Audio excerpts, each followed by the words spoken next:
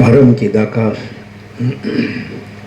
परम ज्योति, अखंड ज्योति, अनंत, पूर्ण, परम चिदाकाश, परम शांति, स्वयं सिद्ध, स्वयं प्रकाश, स्वयं पूर्ण, स्वस्वरूप, यही सब कुछ है, इसके सिवा कुछ नहीं है।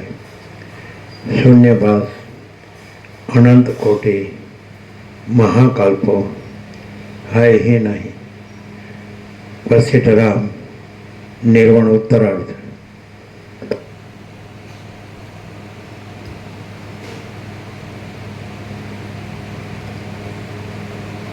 आद्य परब्रह्म सद्गुरु देव की जय। ओम श्री परमात्मने नमः।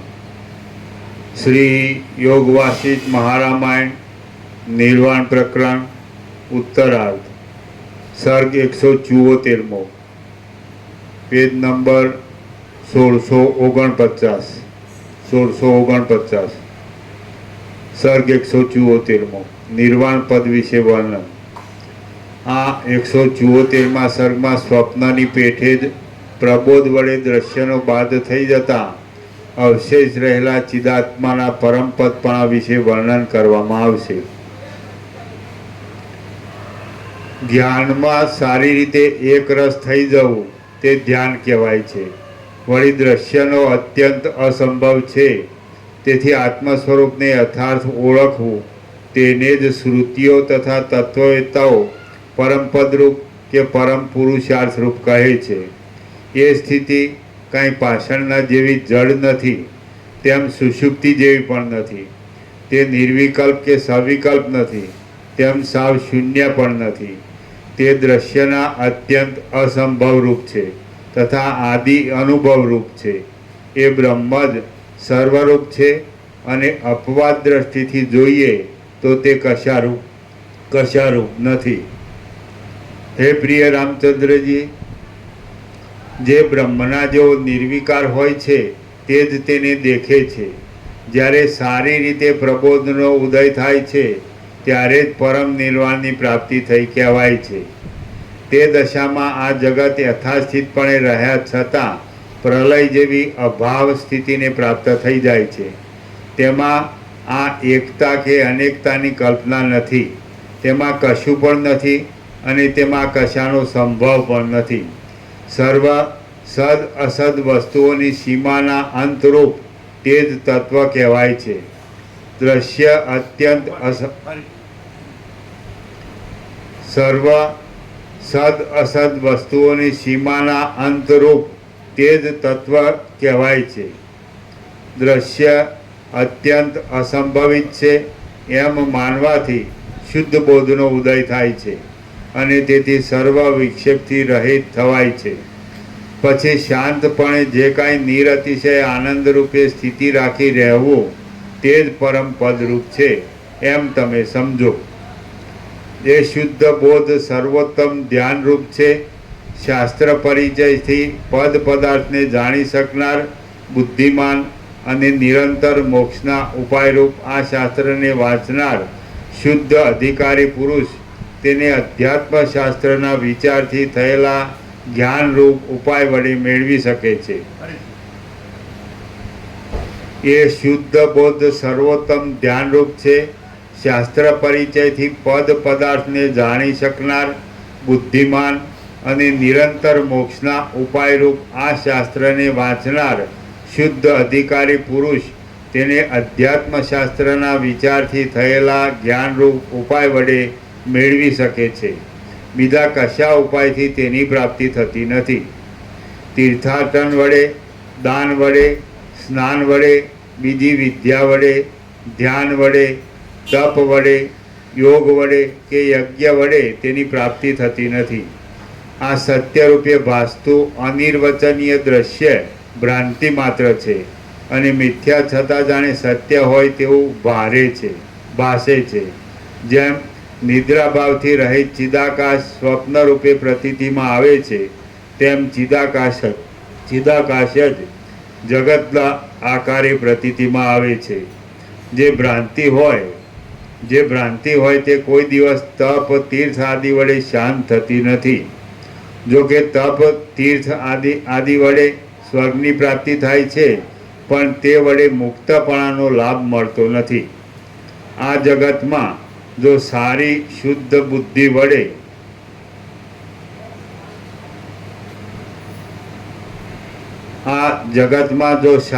સારી શુદ્ધ બુદ્ધિ વડે આધ્યાત્મ શાસ્ત્રના અર્થનો વિચાર કરવામાં આવે તો તેથી થયેલા આત્મજ્ઞાન રૂપ મોક્ષના ઉપાયથી જ એ ભ્રાંતિ શાંત થાય છે, બીજા કશાથી થતી નથી. જેમ સૂર્યના પ્રકાશથી અંધકારમય રાત્રિ ક્ષય પામે છે,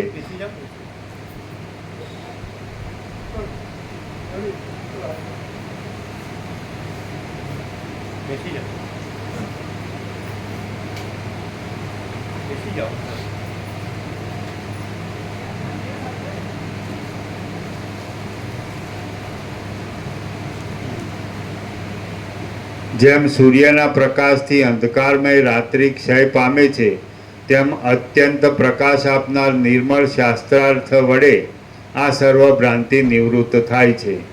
જેમ પવનની અંદર તેની ચપળતા રહી છે અને જળની અંદર દ્રવપણું રહ્યું છે, તેમ ચિદાકાશની અંદર ઉત્પત્તિ, સ્થિતિ અને લયના આભાસો પ્રતીતિમાં આવે છે.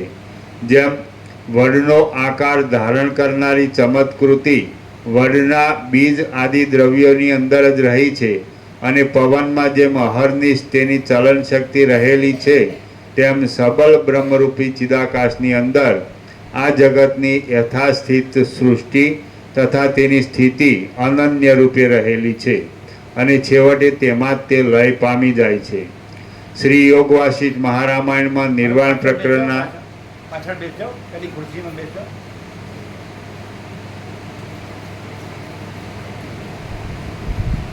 શ્રી યોગ વાસિષ્ઠ મહારામાયણમાં નિર્વાણ પ્રકરણના ઉત્તરાર્ધનો નિર્વાણોપદેશ નામનો સર્ગ 174મો સમાપ્ત.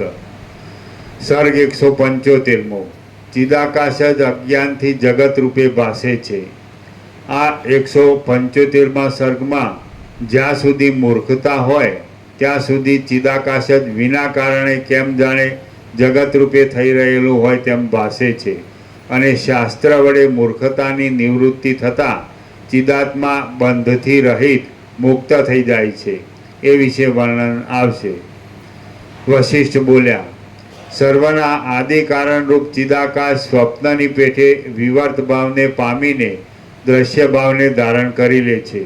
તે જીવોના દેહના તાદાત્મ્યપણાનો અધ્યાસ થવામાં મુખ્ય કારણરૂપ થાય છે. હવે પ્રથમ આરંભ સમયમાં દ્રશ્ય જેવી કોઈ પણ જુદી વસ્તુ જ નથી, તો તે ચિદાકાશના દેહરૂપ કેમ થઈ શકે? હે નિષ્પાપ રામચંદ્રજી, સૃષ્ટિના આદિકાળમાં સર્વ સ્વપ્નના અનુભવ જેવું જ છે. તે વિના બીજા પ્રકારે આ સૃષ્ટિ અને પરલોક દેખાતા છતાં પણ સિદ્ધ થઈ શકતા નથી. સ્વપ્ન સ્ત્રીના સમાગમની પેઠે આ દ્રશ્ય મિથ્યા છે, કેવળ શાંત ચિદાકાશ રૂપ છે. અનુભવરૂપ ચિદાત્મા જ અવિદ્યાને લીધે આ પ્રમાણે અસત્ય જગત રૂપે ભાસે છે. જે કાંઈ આ જગત રૂપે ભાસે છે તે શૂન્ય, સ્વચ્છ, અનાદિ, અનંત અને નિર્મળ ચિદ ધાતુરૂપ છે. જ્યાં સુધી પરમાત્માનું વાસ્તવ સ્વરૂપ ન ઓળખવામાં આવે ત્યાં સુધી તે અવિદ્યારૂપ તથા સંસારી જીવરૂપ પ્રતીતિમાં આવે છે. પરંતુ જો તેનું વાસ્તવ સ્વરૂપ ઓળખવામાં આવે તો જીવભાવ અને દ્રશ્યભાવ ટળી જાય છે અને તે પરબ્રહ્મ રૂપ જ જણાય છે. કેમ કે અનાદિ અને અનંત એવા શુદ્ધ ચિદાકાશની અંદર અવિદ્યા આદિ મેલ ક્યાંથી હોય? જે શુદ્ધ સાક્ષી ચૈતન્ય છે તે જ સ્વપ્નનગર રૂપ છે અને જે ચિદાકાશ છે તે જગત રૂપ છે. તો પછી સૃષ્ટિના આદિકાળમાં પૃથ્વી આદિનો સંભવ જ ક્યાં છે? જીવ ચિદાકાશ રૂપ છે અને જીવરૂપે ભાસતા ચિદાકાશની સૃષ્ટિમાં જ પૃથ્વી આદિ નામો તથા મન અને બુદ્ધિ આદિ કલ્પનાઓ કરવામાં આવી છે. જળમાં જેમ તરંગ હોય છે અને પવનમાં જેમ ચલન શક્તિ રહી હોય છે, તેમ ચિદાકાશની અંદર બુદ્ધિપૂર્વક નહીં પણ સ્વાભાવિક રીતે જ જગતનું ભાન થાય છે અને તે નિરાધાર છે.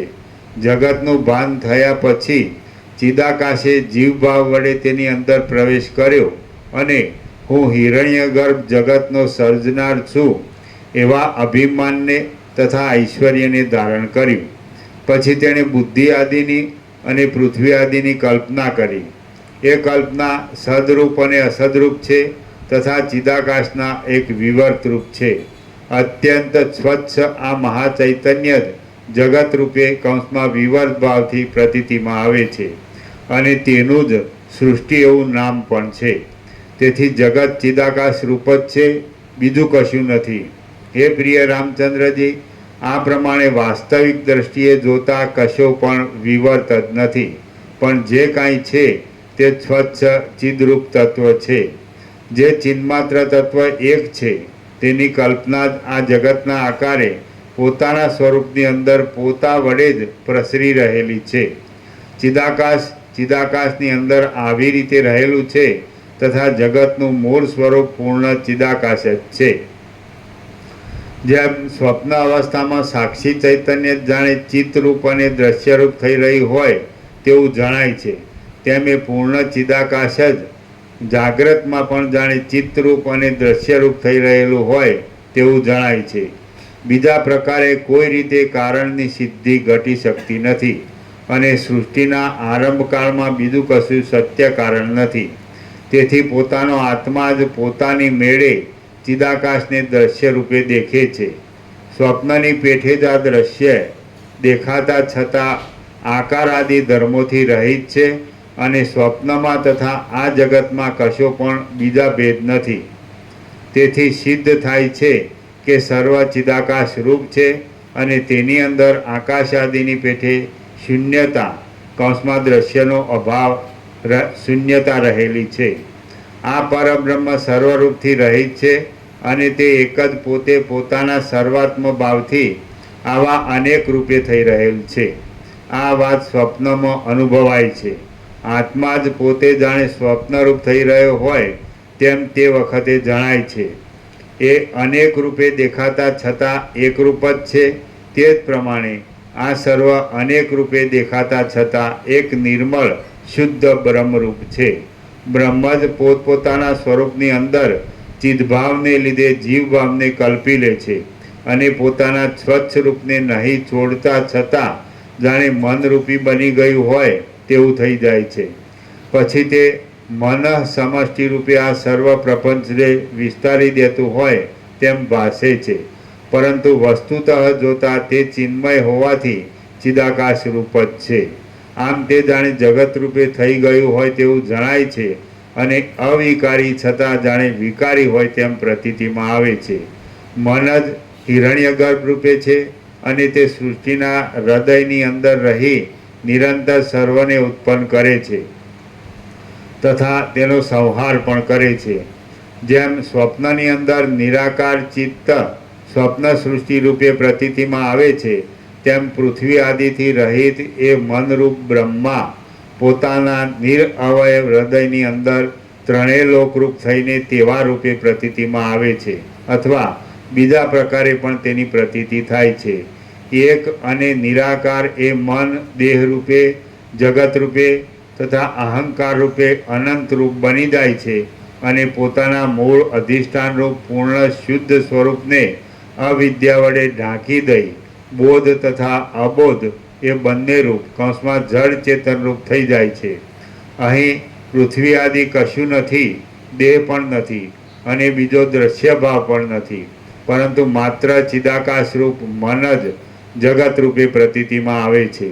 આવી દ્રષ્ટિ વડે જોઈએ તો પણ વિચાર કરતા આ કશું નથી, કેવળ એક રસ ચિન્માત્ર તત્વ જ પોતાના સ્વરૂપની અંદર પોતા વડે આવા પ્રકારે ભાસે છે. તેમાં વાણી પહોંચી શકતી નથી. તે અવર્ણ્ય સ્વરૂપને ઓળખી લઈ જીવનમુક્ત પુરુષ મૌની કૌંસમાં નિશ્ચળ થઈ રહે છે અને તે વ્યવહારમાં પ્રવૃત્ત છતાં ચિદાકાશ થઈ રહી મૌનીના જેવી સ્થિતિને ધારણ કરે છે. પ્રબોધને પામેલો એ ઉત્તમ પુરુષ મૌનનો આશ્રય લે છે અને અનંત અપાર નિસીમ અને નિરતિશય આનંદ જ્ઞાન ચિન્માત્ર તત્વરૂપ થઈ જાય છે. જેમ જળની અંદર અજ્ઞાનપૂર્વક કૌંસમાં સ્વાભાવિક રીતે દ્રવપણાને લીધે આવર્ત ચક્રી આદિની ઉત્પત્તિ થાય છે, તેમ બ્રહ્મની અંદર સ્વાભાવિક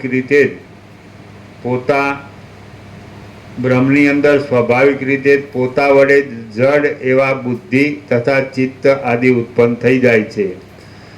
જેમ પવન અબુદ્ધિપૂર્વક કૌંસમાં બુદ્ધિપૂર્વક નહીં કિંતુ સ્વાભાવિક રીતે જેમ પવન અબુદ્ધિપૂર્વક ચલન શક્તિને ઉત્પન્ન કરે છે અને તે તેનાથી અભિન્ન છે, તેમ પરમાત્મા બુદ્ધિ આદિને સ્વાભાવિક રીતે જ ઉત્પન્ન કરે છે અને તે તેનાથી અભિન્ન છે. જેમ વાયુના સ્વરૂપથી કાંઈ તેની ચલન શક્તિ ભિન્ન નથી, તેમ ચિન્માત્ર છતાં ચિદાભાસ કહેવાતા અવિનાશી જીવો કાંઈ પરમાત્માના સ્વરૂપથી ભિન્ન નથી.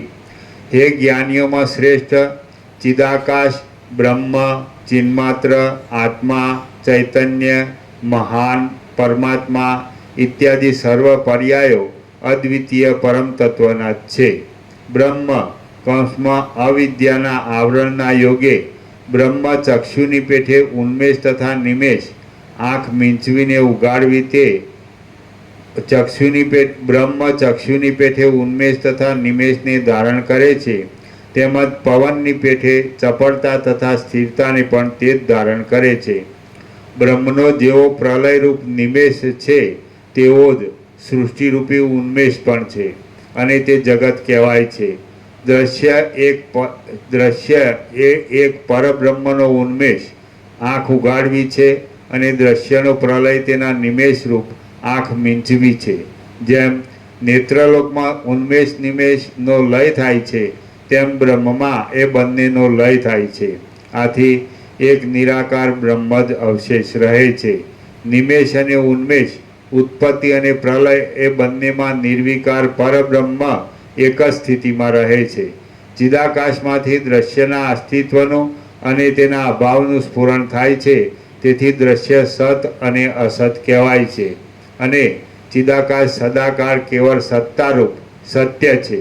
વસ્તુતઃ જોતા નિમેષ કાંઈ ઉન્મેષથી ભિન્ન નથી અને ઉન્મેષ કાંઈ નિમેષથી ભિન્ન નથી, કેમ કે બંનેને અધિષ્ઠાન દ્રષ્ટિ વડે જોઈએ તો તે એક જ છે. તેવી જ રીતે સૃષ્ટિરૂપ શરીરને ધારણ કરનાર સબલ બ્રહ્મની દ્રષ્ટિ વડે જોઈએ તો સૃષ્ટિ તથા પ્રલય એ બંને એકરૂપ છે. માટે આ સર્વ યથાસ્થિતપણે રહ્યા છતાં શાંત પરબ્રહ્મ રૂપ છે એમ તમે સમજો. તે ઉત્પન્ન જ થયું નથી, જન્મ જરા આદિ વિકારથી રહિત છે, શાંત આકાશરૂપ છે અને પરબ્રહ્મની સાથે એક રસ રૂપે જ રહેલ છે. આકાશની જેમ પોતાના વાસ્તવિક રૂપમાં રહ્યા છતાં શ્યામ રૂપે પ્રતીતિમાં આવે છે, તેમ ચિદાકાશ પણ જાણે દ્રશ્યરૂપ થઈ રહ્યું હોય તેવું દેખાય છે. ચિદાકાશનો વિવર્ત જ આવા રૂપે ભાસે છે અને જગત એ એક તેનું શરીર છે. આ દ્રશ્ય ઉત્પન્ન થયું નથી, તેનો નાશ પણ થતો નથી, તેમ તે અનુભવમાં પણ આવતું નથી, કિંતુ અદ્વિતીય એવું ચિદાકાશ કેવળ પોતાના સ્વરૂપની અંદર પોતે જ ચમત્કાર ઉત્પન્ન કરે છે. મહાચિદાકાશ રૂપી મણિની આ દ્રશ્ય નામની એક પ્રભા કૌંસમાં કાંતિ પોતાના ઉત્પત્તિ ક્ષેત્રરૂપ એવા ચિદાકાશ રૂપી મણિથી જુદી નથી. જો કે તે જુદા જેવી લાગે છે તો પણ જેમ સૂર્યના પ્રકાશથી તેની ગરમી જુદી નથી, તેમ તે ચિદાકાશથી જુદી નથી. જો કે નાના પ્રકારે સ્થિતિવાળું આ સર્વ ચિત્તમાં સ્ફુરે છે તો પણ તે સર્વ પરમ મંગલમય એક શાંત પરબ્રહ્મ રૂપ જ છે. જેમ સુષુપ્તિ સ્વપ્નના જેવી પ્રતીતિમાં આવે છે, તેમ બ્રહ્મ જ સૃષ્ટિ જેવું જણાય છે. સત્ય હો કિંવા અસત્ય હો, કાર્ય હો કિંવા કારણ હો, પણ જે દેશકાળમાં જેવા પ્રકારે ચિદાકાશ તેને પ્રસારી દે છે તેવા પ્રકારે તે ચિદાભાસના અનુભવમાં આવે છે. પછી તે સત્ય હો કે અસત્ય હો તે વિચારનું કાંઈ કામ નથી. બીજા કોઈ પ્રકારે જગતનો જડ ભાવ ઘટતો નથી. તેથી જગતનું કંઈ પ્રધાન પરમાણુ આદિ કારણ કલ્પવામાં આવતું હોય તો પણ સ્વપ્ન તુલ્ય આ પ્રપંચ જગત રૂપે થઈ રહેલા પરમાત્માનું સ્વરૂપ છે. એટલે એ વિના બીજે પ્રકારે કંઈ પણ બીજું ઘટતું નથી. પ્રમાણની ગતિ જ્યાં નથી પહોંચતી એવા પરબ્રહ્મમાંથી આ જગત અભિન્ન રૂપે ઉદય પામેલું છે. તેથી એ જગત પણ પ્રમાણને ઉલ્લંઘીને અનિર્વચનીયપણે રહેલું છે. આમ વસ્તુતઃ જોતા કશું પણ થયું જ નથી. જેનું ચિત્ત જે વિષયમાં રસિક હોય છે તેના ભાવને કૌંસમાં મનની લાગણીને લીધે તે પ્રાપ્ત થાય છે. આથી એક બ્રહ્મમાં જ રસિક રહેનાર ચિત્ત બ્રહ્મ ભાવને પ્રાપ્ત થાય છે. આથી જેનું ચિત્ત જે વિષયમાં રસિક હોય છે તેવા ભાવને કૌંસમાં મનની લાગણીને લીધે તે પ્રાપ્ત થાય છે. આથી એક બ્રહ્મમાં જ રસિક રહેનાર ચિત્ત બ્રહ્મ ભાવને પ્રાપ્ત થાય છે. મનુષ્યનું ચિત્ત હંમેશ જેની અંદર લાગ્યું રહે છે અને ઇન્દ્રિયો પણ જેમાં પરાયણ થઈ રહે છે તેને જ તે મનુષ્ય વસ્તુરૂપ સમજે છે અને તેને સ્ફુરણપણે જાણવામાં પણ આવે છે. જે ચિત્ત બ્રહ્મમાં જ એક રસિક થઈ રહે છે તે ક્ષણવારમાં બ્રહ્મરૂપ થઈ જાય છે. જેનું હૃદય જે વિષયમાં રસિક અને આસક્ત હોય છે તેને સત્ય સમજે છે. જેનું ચિત્ત દ્રઢ નિશ્ચય વડે જેમાં વિશ્રાંત થઈ રહ્યું હોય છે તેને તે જ પરમાર્થ દ્રષ્ટિ વડે સત્ય ભાસે છે.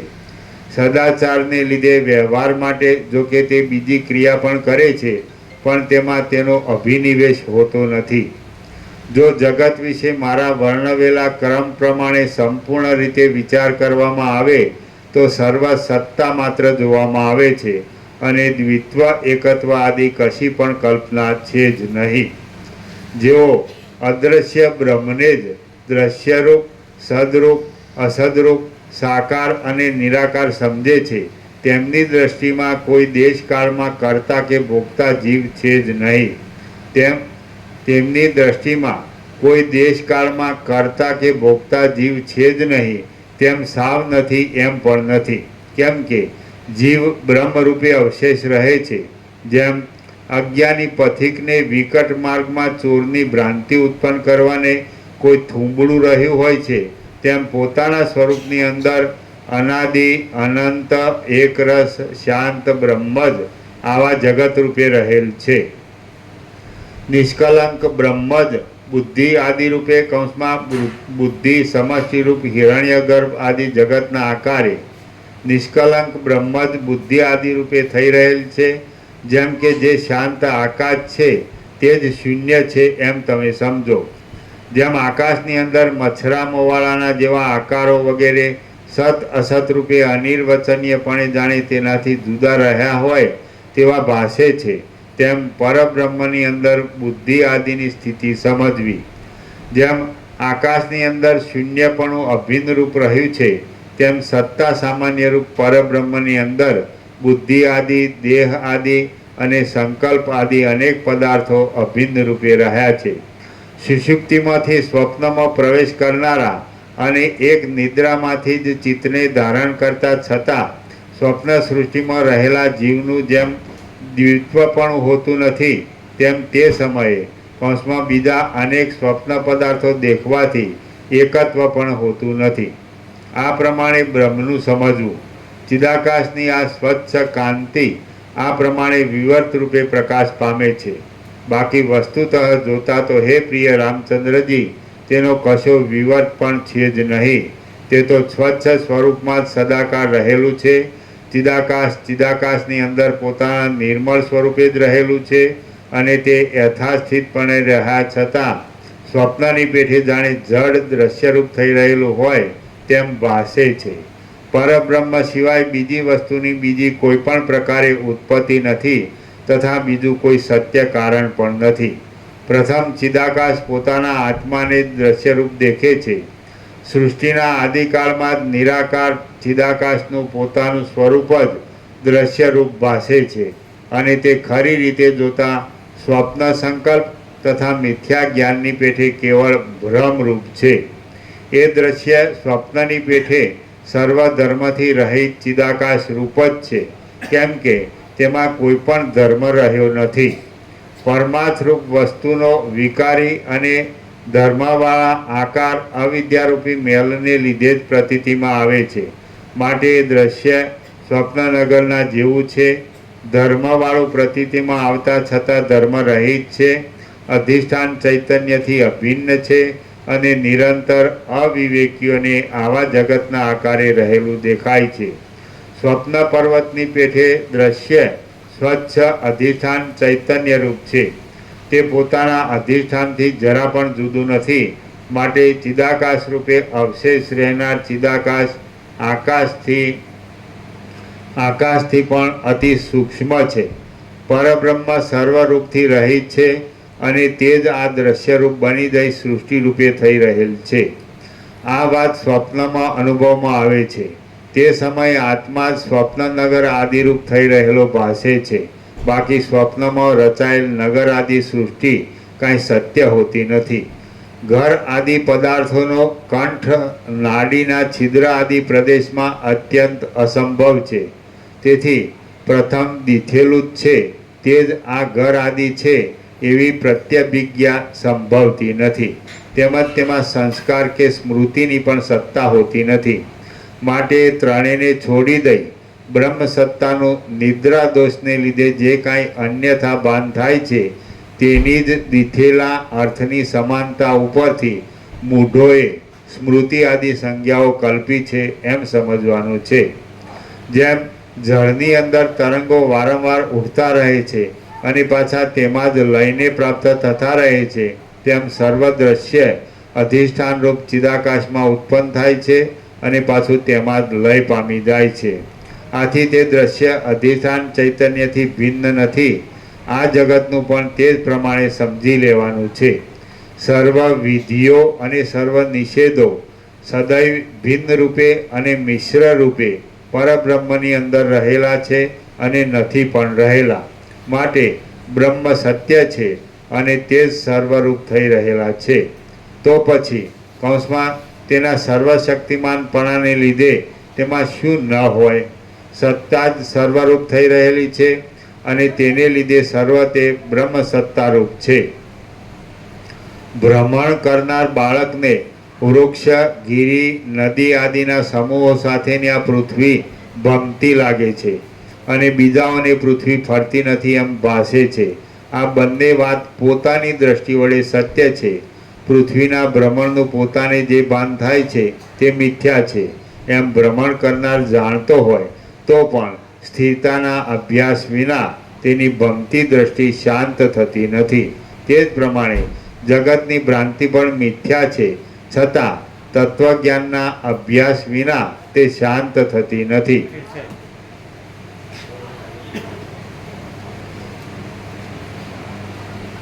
આ બંને વાત પોતાની દ્રષ્ટિ વડે સત્ય છે.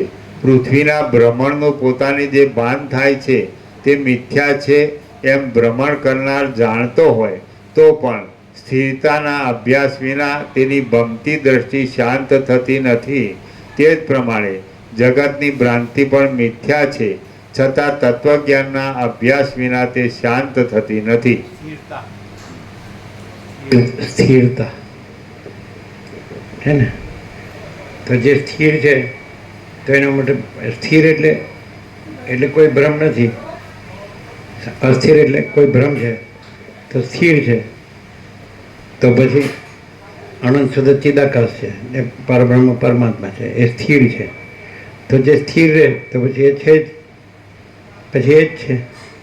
અસ્થિર છે એટલે કે ભ્રમ છે, તો છે તો એ જ છે, તો અનંત શુદ્ધ ચિદાકાશ જ પરબ્રહ્મ પરમાત્મા.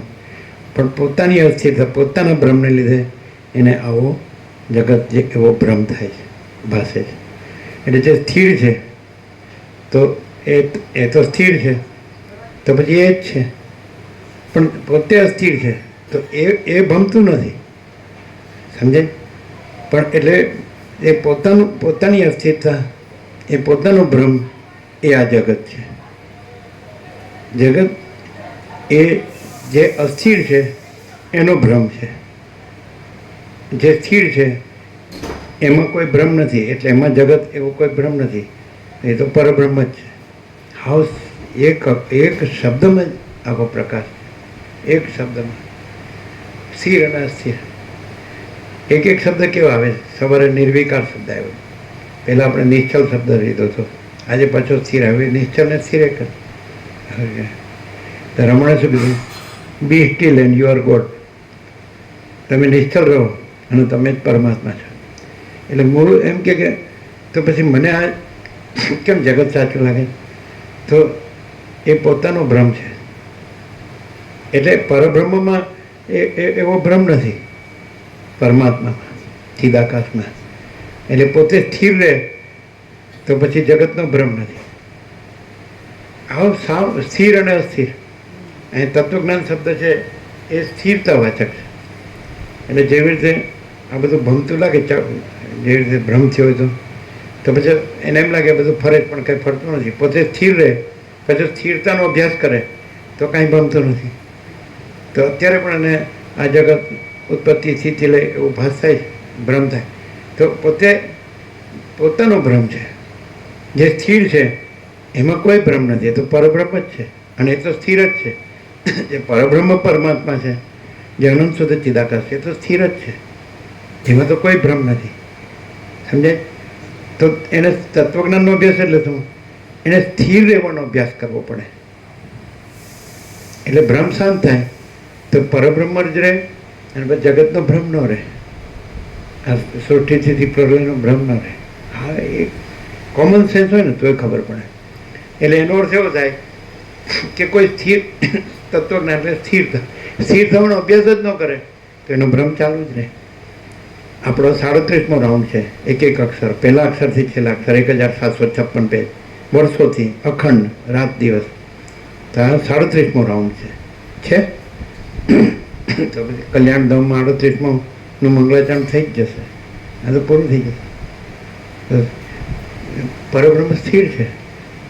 તો દાખલા તરીકે કોઈ એમ કે જો બધાને પૂછો 7 ખંડના 760 કરોડને, તો જગત બધાને સાચું લાગે છે કે નહીં? તો પણ એને ન પૂછાય. જે અસ્થિર છે એને ન પૂછાય, વસિષ્ઠને પૂછાય. જે સ્થિર છે એને પૂછાય. રામને પૂછાય, પછી સદાશિવને પૂછાય, સરસ્વતીને પૂછાય, વાલ્મીકીને પૂછાય. એને જે સ્થિર રહ્યા હોય એને પૂછાય. તો એ કહેશે કે પરબ્રહ્મ સ્થિર જ છે અને પરબ્રહ્મમાં કોઈ ભ્રમ નથી. એટલે જ્યાં અસ્થિર છે ત્યાં જે ભ્રમ, અસ્થિરતા, એ જે ભ્રમ છે એ આ જગતરૂપ છે અને એ સૃષ્ટિ સ્થિતિ પ્રલયરૂપ છે. પણ જ્યાં સ્થિર છે, જ્યાં કોઈ ભ્રમ નથી, પરબ્રહ્મ જ છે, પરમાત્મા જ છે, ચિદાકાશ જ છે. એટલે અહીંયા કાંઈ બીજું છે? તમે કેટલા વર્ષથી? 46 વર્ષથી જુઓ જ ને, રાત દિવસ અખંડ. શું જુઓ? અહીં કોઈ અસ્થિરતા જોઈ? કેટલા વર્ષ થયા? 1978. એટલે અમે આ દેશમાં આવ્યા 1976. તો તમે 76, 78 કેટલા થયા? આ 2024 એટલે 46 થયા ને. કોઈ દી અસ્થિરતા જોઈ? કોઈ દી ભ્રમ જોયો કે આ જગત છે અને આ સૃષ્ટિ સ્થિતિ પ્રલય છે, આ હું છે અને આ જગત છે, દ્રષ્ટાદ્રશ્ય છે, જીવ જગત છે? કોઈ ભ્રમ જોયો?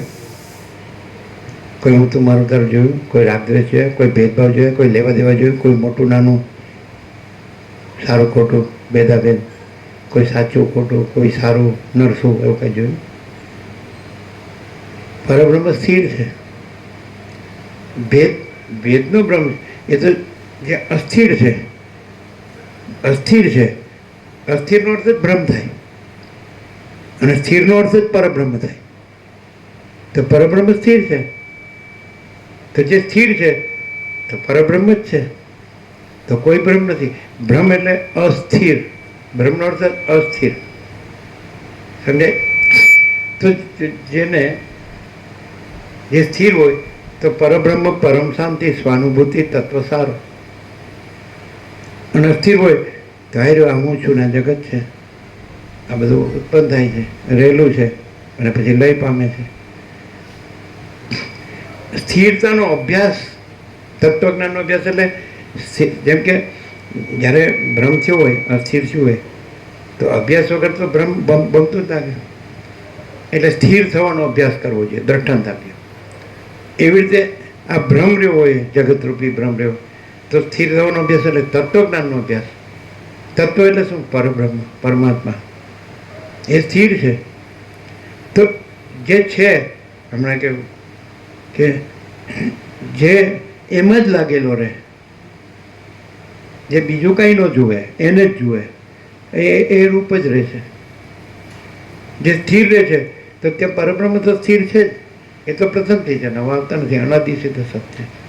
કારણ પરમાત્મા નવા નથી આવતા, એ તો પ્રથમથી રહ્યા છે. એને કંઈ પ્રાપ્ત નથી કરવાના, પોતે સ્થિર થવાનું. તો કે તો પછી હું સ્થિર નથી, એ અસ્થિરને સ્થિર માને છે. જો સ્થિર હોય તો પરમાત્મા જ હોય, બીજું કાંઈ ન હોય. અહીંયા બીજું કંઈ જોયું 46 વર્ષમાં? તો પૈસાને ભોગવું જોઈએ, ઉંમરું જોયું, રાગદ્વેષ જોયા, ભેદભાવ જોયા, લેવા દેવા જોયું, ગ્રહણ ત્યાગ જોયા. સ્થિર છે. અસ્થિર રહીને પછી એને બ્રહ્મ કહેવું છે. બ્રહ્મને બ્રહ્મ ન કહેવાય, બ્રહ્મને બ્રહ્મ ન કહેવાય. જે સ્થિર છે એ પરબ્રહ્મ સ્થિર છે. પોતે ચંચળ રહે તો પરબ્રહ્મ ચંચળ નથી, ચંચળ પરબ્રહ્મ નથી. કોઈ ચંચળ હોય અને કે હું સ્થિર છું, હું પરબ્રહ્મ છું, શબ્દ નથી. સ્થિરતા છે એ વસ્તુ છે, બ્રહ્મ શબ્દ છે એ વસ્તુ નથી. પરમાત્મા શબ્દ છે એ વસ્તુ નથી. સ્થિરતા છે એ વસ્તુ છે, કોઈ સ્થિર નથી. છે ને? રામકૃષ્ણ પરમહંસને દક્ષિણેશ્વર માં ભવતારણી કાલી મંદિર ત્યાં રહ્યા ને 30 વર્ષ રહ્યા, ભાગીરથી ગંગા, અને ભક્તો લઈ જતા કલકત્તા. જે બુઝુર્ગ ન આવી શકે એને દર્શન કરાવે, પછી હરિનામ સંકીર્તન થાય, અને પછી એમને જમાડે, બધા દર્શન કરે, સત્સંગ કરે. બરાબર? તો રસ્તામાં જતાં જતાં ઘોડાગાડીમાં જાય ત્યારે અંગ્રેજોનું રાજ, એ પાગલ પરમહંસ આવ્યો, એ પાગલ પરમહંસ આવ્યો.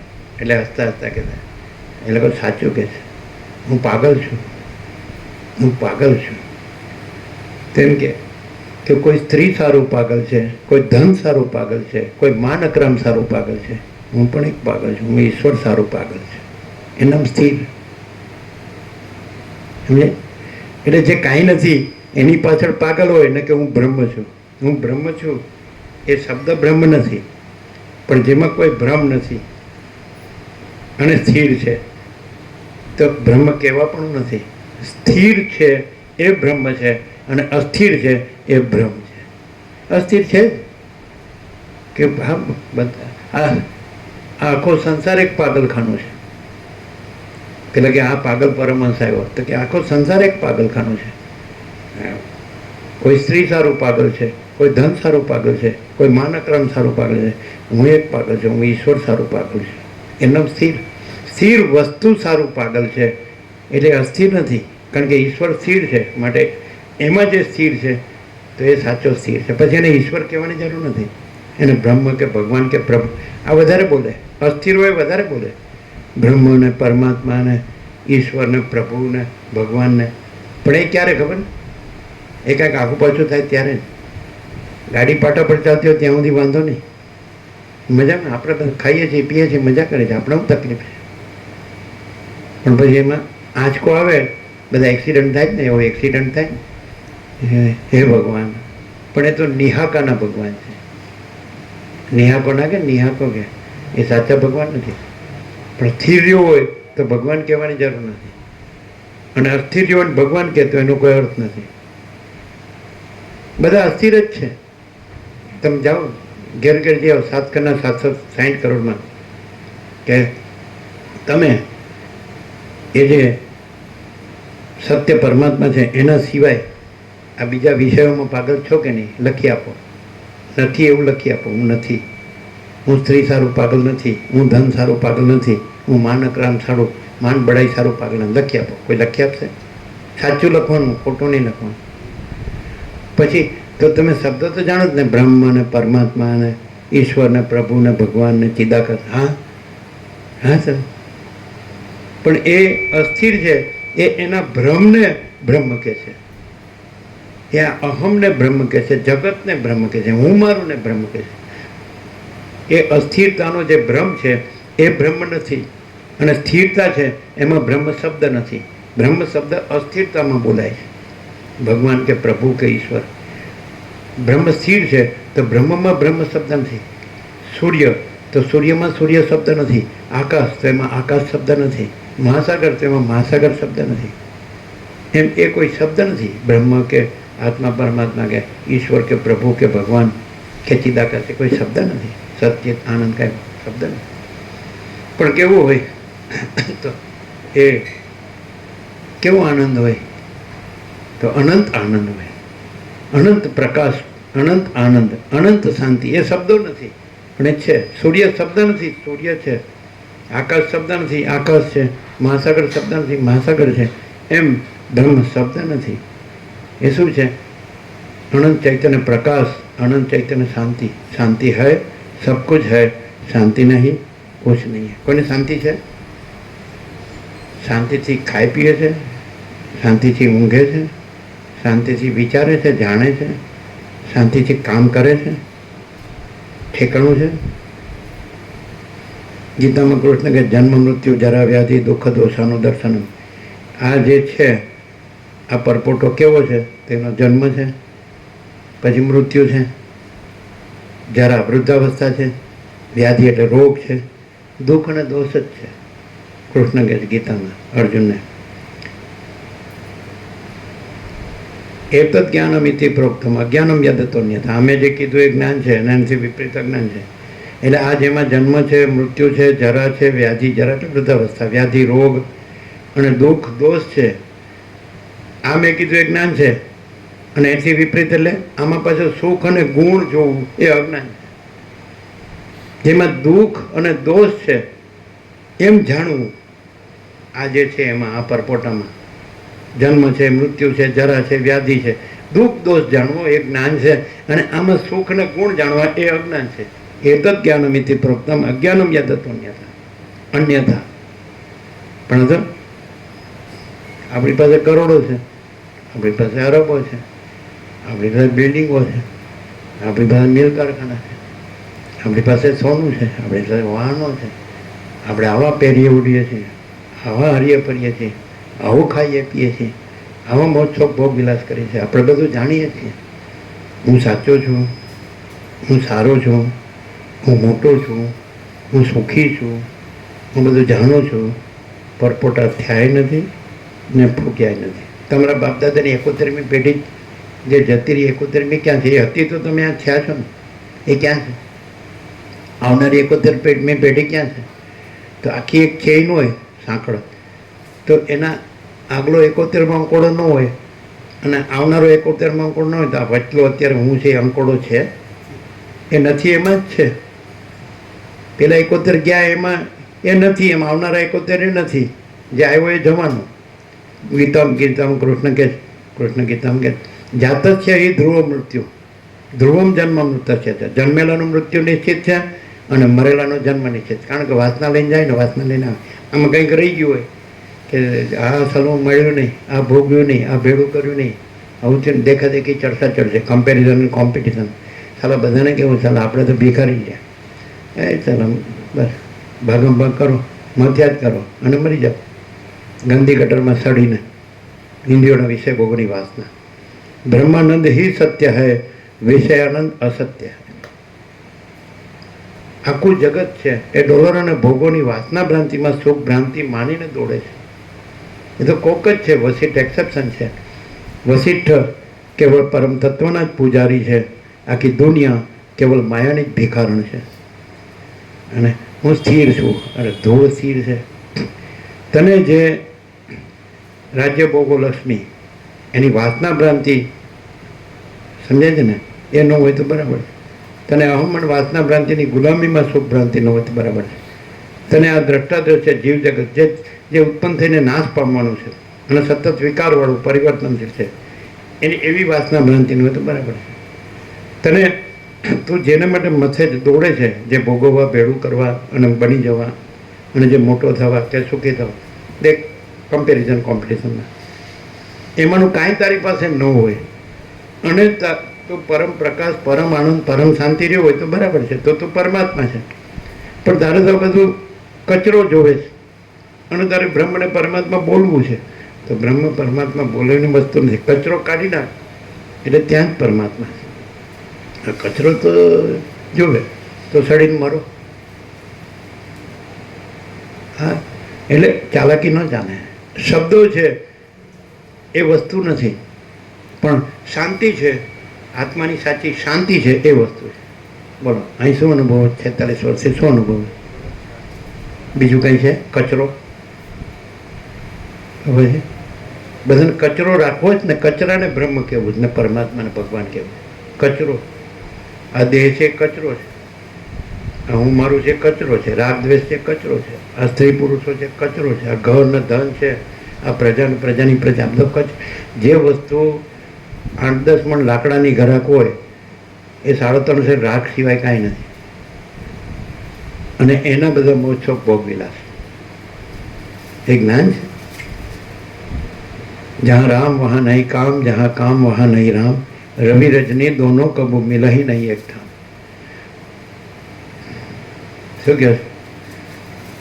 જ્યાં એ જ છે ત્યાં પછી કોઈ માયા ભોગ વાસના ભ્રાંતિને કોઈ મોહ આ કાંઈ હોય જ નહીં. આ હોય તો એ બોલવાનું કોઈ અર્થ નહીં. એ બોલવું એ તો દમ મિથ્યાચાર અને પાખંડ છે. એનું નામ તમારા ગંધાતે મોઢે એનું નામ હું કામ જોશે? હે, મોઢું તો ગંદી ગટરમાં ગંધારું કરો છો. એને માટે અધિકાર નથી બ્રહ્મ બોલવાનો, પરમાત્મા. અને જે રહ્યું છે પોતે એમાં તો બ્રહ્મ અને પરમાત્મા શબ્દ નથી. સૂર્યમાં સૂર્ય શબ્દ નથી, અનંત તેજગન છે. એમ બ્રહ્મમાં બ્રહ્મ શબ્દ નથી. પૂર્ણ બ્રહ્મ, અનંત તેજગન, અનંત ચિદગન. શું કે હાવ સમજાયું? નામ 1+1 = 2 નાનું બચ્ચું હોય તો સમજાય. ચાલાકી કરે એટલે કાંઈ, એટલે કુટિલતા નો ક્લાસ. અંદર કુછ, બહાર કુછ, બોલના કુછ, કરના કુછ. હલકા લોકોનું આમાં કામ જ નથી. અંદર બધું વિષય વાસના હોય અને ઉપરથી બ્રહ્મ બ્રહ્મ બોલતો હોય. કોને? વસીટને છેતરે કે પોતાને છેતરે? એ ચીટિંગ ઇઝ ઓન સેલ્ફ. એ પોતાને છેતરે. બ્રહ્મ બોલવાનું નથી. અહીંયા તો એક જ પોઈન્ટ છે. અહીં બ્રહ્મ શબ્દની જરૂર નથી, પરમાત્મા શબ્દની જરૂર નથી, ભગવાન કે ઈશ્વર કે પ્રભુ કે ચિદાકાશ કોઈ શબ્દ, ગોડ કોઈ પણ શબ્દની જરૂર નથી. આત્માની સાચી શાંતિ છે તો બધું જ છે, અને આત્માની સાચી શાંતિ નથી તો કાંઈ નથી. ડાયરેક્ટ, નો મીડિયા, 0-0, નો કોમ્પ્રોમાઇઝ, અલગ નિરંજન. શું કહેવાય? આત્માની સાચી શાંતિ છે નથી તો કાંઈ નથી. આત્માની સાચી શાંતિ નથી तो कांई नहीं. शांति है, सब कुछ है. परम चिदाकाश, परम ज्योति, अखंड ज्योति, अनंत पूर्ण परम चिदाकाश, परम शांति. महाचिदाकाश स्वयं प्रकाश, संपूर्ण प्रकाश. महाचिदाकाश सब कुछ है, मैं कुछ नहीं है. અને महाचिदाकाश परम कैवल्य, परम शांति, परब्रह्म, परम शांति, स्वानुभूति, तत्वसा. તમે જે શબ્દો બોલો છો એ શબ્દો વસ્તુ નથી. તમે જે શબ્દો બનાવ્યા છે, માણસે બનાવ્યા છે, એ શબ્દો વસ્તુ નથી. જેમ ગાઢ નિદ્રા, સાઉન્ડ સ્લીપમાં, જેમ રામકૃષ્ણ પરમહંસ કહે છે કે 5 વર્ષનો અંદરનું બાળક ભગવાનનું રૂપ કહેવાય. એમાં સ્ત્રી પુરુષનું ભેદ જ્ઞાન ન હોય. તો એ શાંતિથી શાંત ગાઢ નિદ્રામાં હોય. તેમાં હું છે, એમાં માય છે, એમાં જગતે છે. એ આત્માની સાચી શાંતિ છે. એ વસ્તુ છે, એ તત્વ, એ સત્ય. તમે માયાની પાછળ ઘેલા હોય, પાગલ હોય, ગાંડા હોય, ડોલરને ભોગો પાછળ, અને મરી જતા હોય એમાં સડીને, અને પછી કે ના આપણે શાંતિ જ છે. દોડું શાંતિ છે. કોઈ દિવસ ભ્રાંતિમાં શાંતિ ન હોય અને શાંતિમાં ભ્રાંતિ ન હોય. તો જ્યાં આત્માની સાચી શાંતિ છે એ સાચી વસ્તુ છે. કોઈ મોટા મોટા શબ્દો છે એ કોઈ વસ્તુ નથી. બ્રહ્મ શબ્દ કોઈ વસ્તુ નથી. પરમાત્મા શબ્દ કોઈ વસ્તુ નથી. ઈશ્વર કે પ્રભુ કે ભગવાન કે ચિદાકાશ કોઈ કે ગોડ શબ્દ કોઈ વસ્તુ નથી. આત્માની સાચી શાંતિ છે. એ તમે આ દેશમાં આવ્યા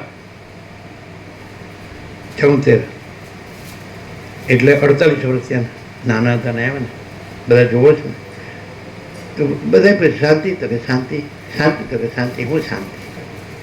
બોલવાથી શાંતિ અને પૈસાને ભોગોમાં શાંતિ? એટલે શાંતિ કોને કહેવાય? જેમાં કોઈ ભ્રાંતિ ન હોય. અને ભ્રાંતિ કોને કહેવાય? જેમાં કોઈ જાત શાંતિ ન હોય. શું કહ્યું? એટલે આત્માની સાચી શાંતિ છે એ બસ છે. પૂર્ણ વિરામ મારી દેવાનું. પછી શબ્દની જરૂર નથી. બાળક 5 વર્ષની અંદરનું બાળક ભગવાનનું રૂપ, એમાં સ્ત્રી પુરુષનું ભેદ જ્ઞાન નથી, તો એ શાંતિથી ઊંઘતું હોય. તેમાં હું પણ નથી, માં પણ નથી, જગત પણ નથી, કોઈ નથી, કાંઈ નથી, કાંઈ થતું નથી. એ આત્માની સાચી શાંતિ એ તત્વ. ત્યાં તમે એમ ન કહી શકો કે કાંઈ નથી, છે. એ પોતે જ્યાં એનું હું નથી, એની માં નથી, એનું જગત નથી, એનું કોઈ નથી, કાંઈ નથી, કાંઈ થતું નથી, પણ આત્માની સાચી શાંતિ છે. તમે એને જડ ન કહી શકો.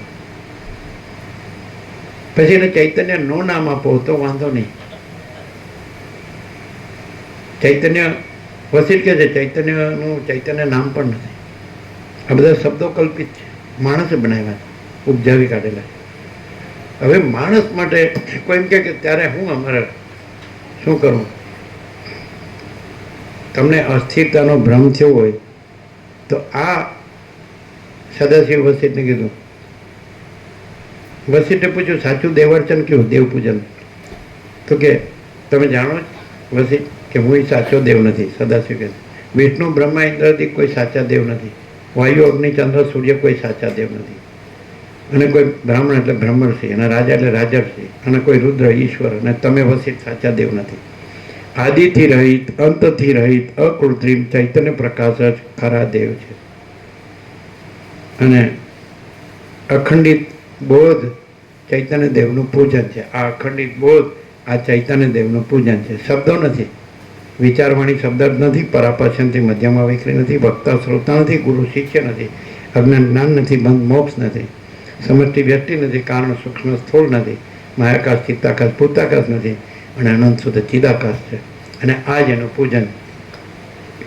ઉપશમ, બોધ, ક્ષમતા, વિવેક, સંતોષ, વિચાર, આ બધા પૂજનના પુષ્પો છે. અવિવેકી અજ્ઞાની ભલે કૃત્રિમ મૂર્તિમાં કૃત્રિમ પુષ્પોથી કૃત્રિમ પૂજન કરે. વસિષ્ઠ મુનિ તમારે એવા પૂજનની જરૂર નથી. એને પછી વસિષ્ઠે આ કૈલાસમાં સદાશિવ સાથે સંવાદ થયો. એ પછી રામને કીધું કે રામ, જ્યારથી સદાશિવ મને ચૈતન્ય દેવનું પૂજન બતાવ્યું છે, આ અખંડિત બોધ, ત્યારથી હું ચૈતન્ય દેવનું જ પૂજન કરું છું, અને મેં જડ દેવનું પૂજન ત્યજી દીધું છે, છોડી દીધું છે. આ ચૈતન્ય દેવનું પૂજન. જડનું બધા હવે અત્યારે શ્રાવણ મહિનો છે એટલે બધા બસ મહાદેવ ઉપર તૂટી પડશે. હે બીલી ને જળ ને દૂધ ને જે ફૂલ ફળ ને પછી સંકલ્પ તો મૂકવો છે ને. બેસી જશે ઉપવાસ કરીને, કંઈ કામ ધંધે નહીં જાય, 1 મહિનો બેસી જાય. પછી સંકલ્પ શું મૂકવાનો કે પ્રભુ આગલે 11 મહિના જે કાળા ધોળા 2 નંબર કર્યા એની માફી આપો, અને આગલા આવતા 11 મહિના માટે કાળા ધોળા કરવાનું લાયસન્સ આપો. આ પૂજન, આ દેવ પૂજન. સાલા ચોર ઠગ, સાલા કિસકો બનાતા હે, ઉલ્લુ બનાતા હે. રામકૃષ્ણ પરમહંસે શું કીધું? શિવલિંગની પૂજા એટલે ભગવાનની પૂજા. તો લિંગ અને જળાધારી, લિંગ અને યોની, વીર્ય અને રજ, એટલે હે ભગવાન, હવે ફરીથી આ રજ અને વીર્યથી માતૃદ્વારથી ફરી આ સંસારમાં આવવું ન પડે. રામકૃષ્ણ પરમહંસ કહે છે ખરું દેવ પૂજન. સમજાય? લિંગ અને યોની જળાધારી એટલે વીર્ય અને રજથી માતૃદ્વારમાં થઈને, યોની દ્વારમાં થઈને ફરી આ સંસારમાં આવવું ન પડે એવી કૃપા કરો. આ પૂજન છે. સાલા અંદર બધી વાસના છે ને, ગંધાતા સાલા. જે પવિત્ર હોય, બાઇબલમાં જીસસ કહે છે blessed are those whose hearts are pure, they shall see God. પવિત્ર હૃદયવાળા ધન્ય છે, તેઓ પ્રભુનું દર્શન પામશે. આ બધો અંદર કચરો ભરે છે દુનિયાભરનો. હાય પૈસો, પૈસાનું ભોગવો, બીજું શું છે? શું દેખાય? સમજે કે નહીં? એટલે હું આંખો જે રમણ કે ગોળ ને સૂર્ય નો દેખાય તો સૂર્યનો દોષ નથી, એની દ્રષ્ટિનો દોષ છે. એટલે કોઈને આ આકાશ જેવો આખો અનંત ચૈતન્ય પ્રકાશ છે, તો જેની દિવ્ય ચક્ષુ જ્ઞાન ચક્ષુ ખુલી ગયા છે. તો વસીટ કહે છે કે તત્વવેદતા જીવન મુક્તને સદા અખંડ જ્યોતિનું દર્શન થાય છે, પરમ જ્યોતિનું દર્શન થાય, અને સામાન્ય માણસ જેવા લાગે છે. રમણ કહે છે જ્ઞાની જ જ્ઞાનીને ઓળખી શકે, અજ્ઞાની જ્ઞાનીને ઓળખી શકે.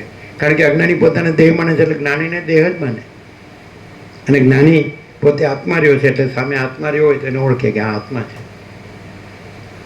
આત્મા જ આત્માને ઓળખી શકે. દેહાભિમાની તો પોતાને દેહ માને છે એટલે જ્યાં આત્મા રહ્યો હોય તો એને દેહ જ કે આ દેહ, આ દેહરૂપ જ છે. એટલે પહેલાં તમે તત્વજ્ઞાનના અભ્યાસથી સ્થિર થાવ. આ તમારો અસ્થિરતાનો ભ્રમ છે એટલે જ તમને આ બધું દેખાય. આ માયા ભોગ, વાસના ભ્રાંતિ, આ મોહ બધો, આ હું મારું ને આ રાગ દ્વેષ, આ ધન ને ભોગો.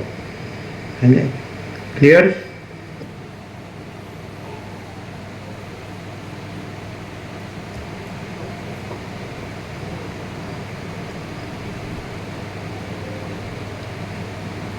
આ બંને વાતને પૃથ્વીના ભ્રમણનું પોતાને જે ભાન થાય છે તે મિથ્યા છે એમ ભ્રમણ કરનાર જાણતો હોય તો પણ સ્થિરતાના અભ્યાસ વિના તેની ભમતી દ્રષ્ટિ શાંત થતી નથી. તે જ પ્રમાણે જગતની ભ્રાંતિ પણ મિથ્યા છે, છતાં તત્વજ્ઞાનના અભ્યાસ વિના તે શાંત થતી નથી.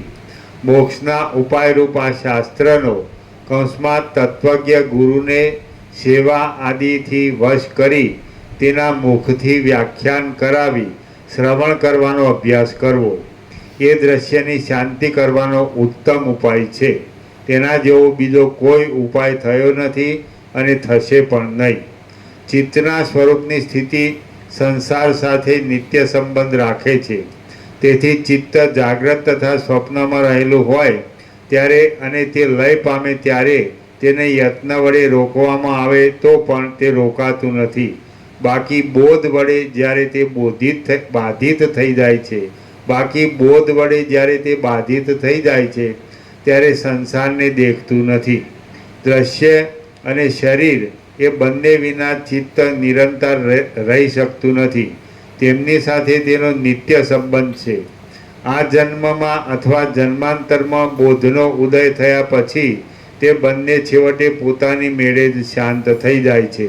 જેમ પવન તેની ચપળતા અને તેથી થનારા વાદળાના સૈન્ય એ ત્રણેય તેના કારણનો અભાવ થતાં શાંત થઈ જાય છે, તેમ બોધ થતાં ચિત્ત, દ્રશ્ય અને શરીર એ ત્રણેય શાંત થઈ જાય છે. ચિત્ત, દ્રશ્ય અને શરીર એ ત્રણેયનું કારણ અવિદ્યા છે, અને તે શુદ્ધ બુદ્ધિવાળા પુરુષને આ શાસ્ત્ર વાંચવામાં આવતા શાંત થઈ જાય છે. પદાર્થને જાણનારો વિવેકી પુરુષ ખેદને પામી જઈ જો નિવૃત્ત ન થઈ જાય તો આ ગ્રંથનો જે કાંઈ પ્રથમનો ભાગ તેનાથી ન સમજાયો હોય તે પાછળથી તેના સમજવામાં આવી જાય છે. માટે ભ્રાંતિની નિવૃત્તિ કરવા માટે આ શાસ્ત્ર પદાર્થને જાણનારો વિવેકી પુરુષ ખેદને પામી જઈ જો નિવૃત્ત ન થઈ જાય તો આ ગ્રંથનો જે કાંઈ પ્રથમનો ભાગ તેનાથી ન સમજાયો હોય તે પાછળથી તેના સમજવામાં આવી જાય છે. માટે ભ્રાંતિની નિવૃત્તિ કરવા માટે આ શાસ્ત્ર ઉપાયરૂપ છે એમ તમે સમજો. તે બીજાના જેવું સાધારણ નથી પણ અસાધારણ છે એમ અનુભવમાં આવે છે. તેથી આ મહાશાસ્ત્રનો આખો ભાગ કે અડધો ભાગ યથાશક્તિ વિચારવો એટલે દુઃખનો ક્ષય થાય. જો કદાચિત આ ઋષિ પ્રણીત છે કૌંસમાં માટે સ્મૃતિરૂપ હોવાથી સર્વના મૂળરૂપ ઉપનિષદ વિચારીશું એવા પ્રમાદથી આ શાસ્ત્રમાં રુચિ ન થતી હોય તો પછી કોઈ બીજા ઉપનિષદ આદિ આત્મવિદ્યાના શાસ્ત્રનો વિચાર કરવો. અવિચારરૂપ અનર્થ અવસ્થાને વૃથા ગાળવી નહીં. વૃથા ગાળવી નહીં, પરંતુ જ્ઞાનના સારરૂપ શ્રવણ આદિ ઉપાય વડે બોધને પ્રાપ્ત કરી લઈ દ્રશ્યનો આત્મામાં લય કરી દેવો. અહો આયુષ્યની એક ક્ષણ પણ સર્વરત્નો આપવાથી મળી શકતી નથી.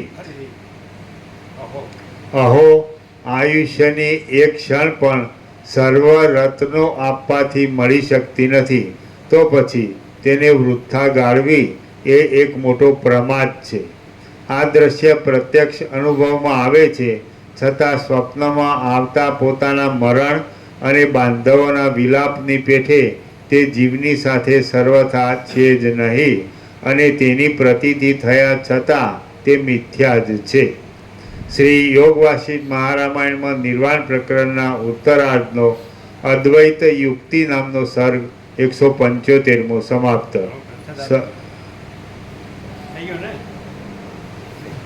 સમાપ્ત. પ્રસાદ આપી દો. જે પત્રિકા આપી દો, જે આવ્યા નવા આવ્યા એને, અને વચનાનું જ બાકી હતું એને આપી દો. વચનાનું જ આપો, પત્રિકા આપો.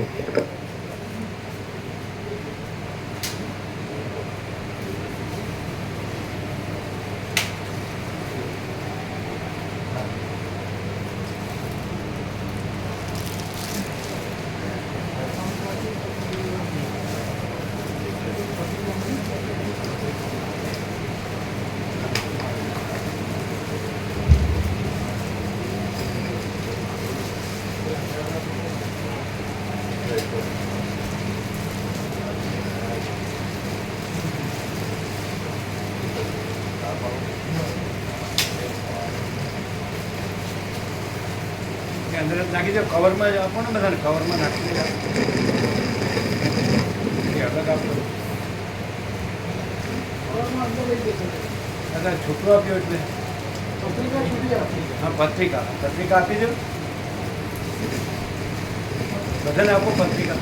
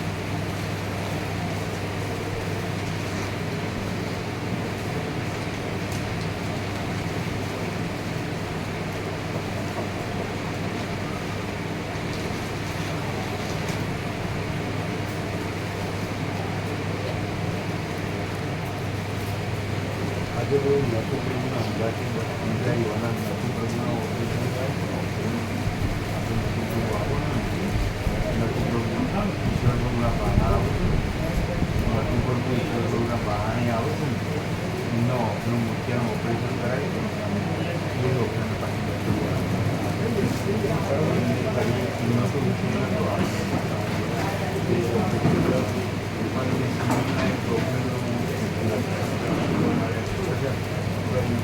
ડૉક્ટર સારા બોલ મળો યુવતીની સલાહ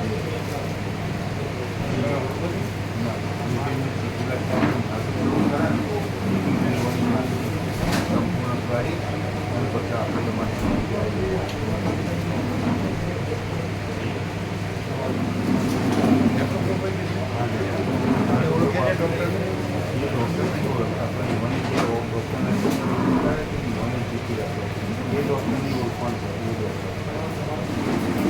સાથે કોણ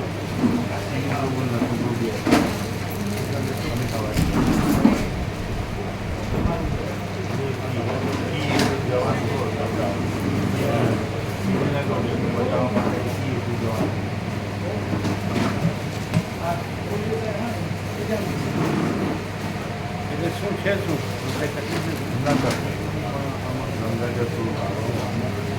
સારી વધારે ઓપરેશન કરવું પડશે એવું કે છે.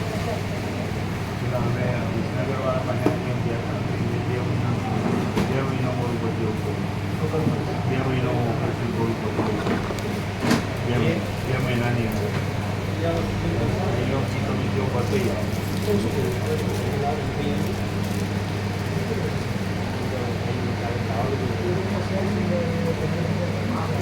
બરોબર હશે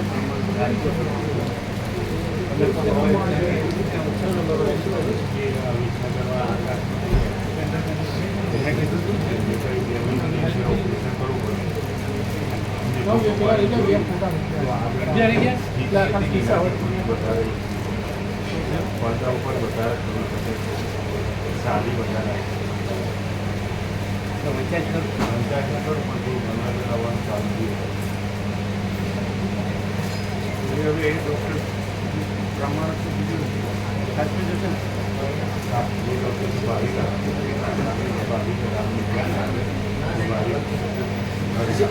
બરાબર જ કેમ આટલું પ્રમાણ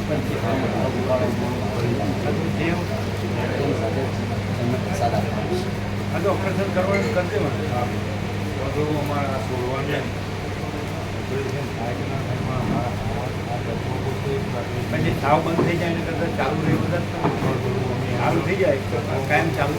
સત્વબોધમાં પેલી વિનંતી કરું એમ નથી અત્યારે લીધેલો જ ને. આ શું છે થાવ બંધ થઈ જાય ને કરતાં કન્ટિન્યુ ચાલુ થઈ જાય ચાલુ થઈ જાય એટલે એ વિચારાય લાંબુ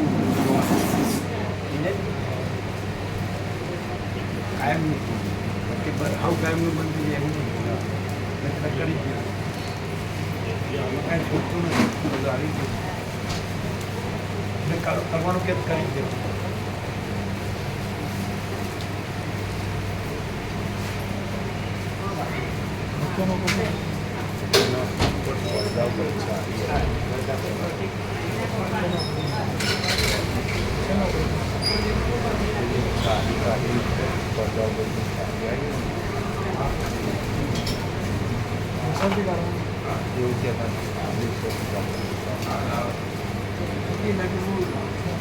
ખાતરી કરશે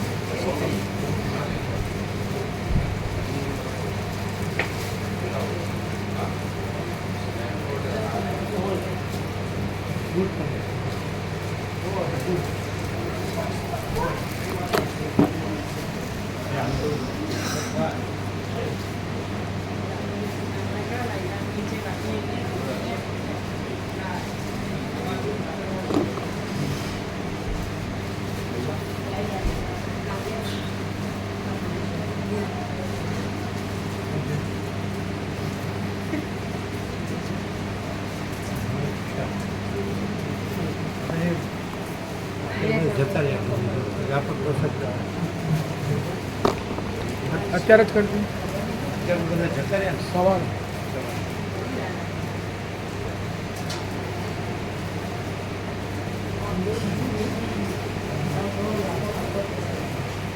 હા એ સાંભળો આ જેટલા છે એટલાને બોલાવી લેજો અંદર.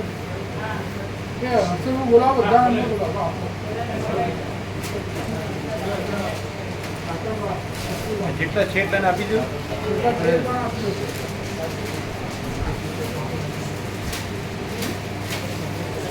બધાને બોલાવો.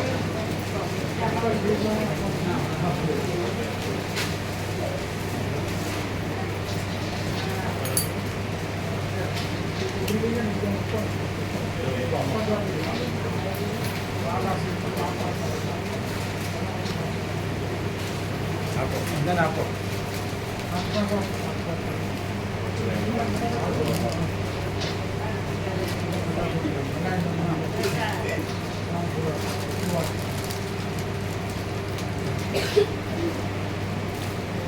સમજો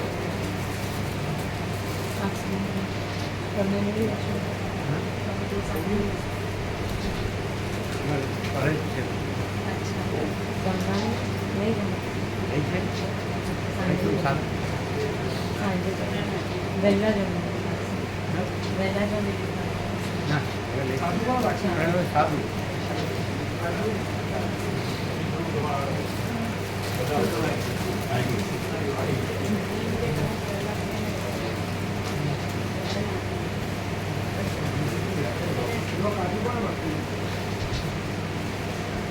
એ કોઈ રહી ન જાય બધાને આપો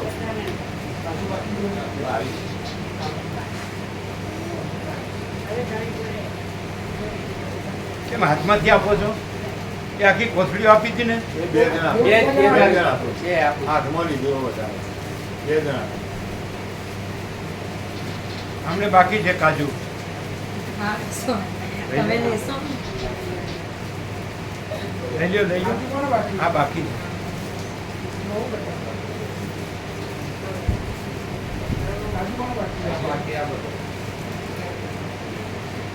બધું જ બાકી છે. આ લોકોને બાકી છે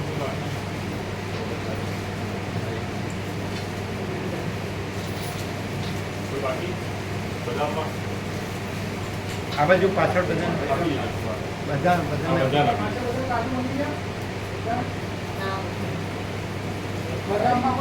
હવે સવારે આપજો હા બાકી સવારે આપો